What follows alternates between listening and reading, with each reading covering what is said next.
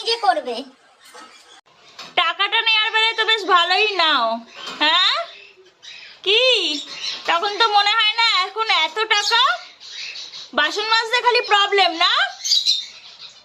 একটা কাজ তো ঠিক করে করো। রোজগার না করলে কি শুধু শুধু সবকিছু পাওয়া যায়?